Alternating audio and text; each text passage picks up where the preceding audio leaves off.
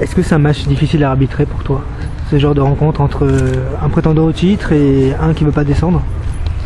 C'est une rencontre où il y a toujours de l'enjeu puisque Toulouse n'a pas gagné de match depuis le début de la saison. Donc elles avaient à cœur de venir chercher un résultat. D'ailleurs ça s'est vu, il y a eu deux actions assez litigieuses où but, pas but. Donc en l'occurrence il n'y avait pas but. Donc elles ont bien poussé vers la fin. Donc je pense qu'il fallait rester attentif jusqu'au bout, jusqu'à la fin.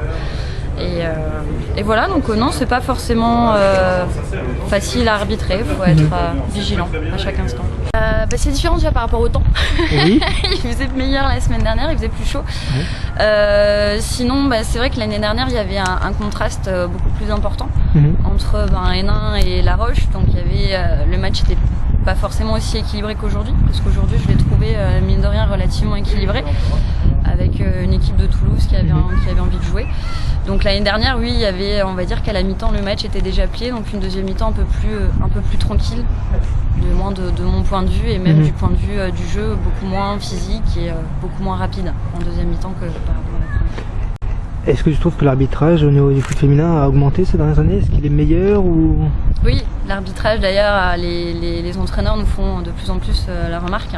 Depuis 2-3 ans, ils sont relativement satisfaits de nos prestations, donc ça fait plaisir, surtout quand ils viennent nous voir à la fin du match.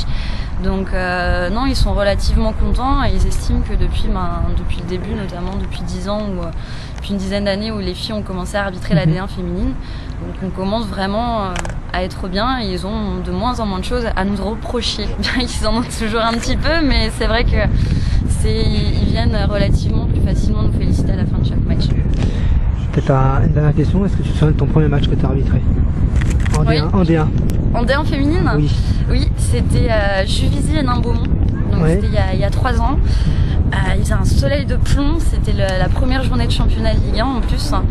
Et j'en garde un super bon souvenir puisque il me semble qu'il y avait Marinette Pichon qui avait dû faire le coup d'envoi fictif de cette rencontre. Puis bon, il y a la fameuse Sandrine Soubéran, donc la capitaine de l'équipe de France qui jouait.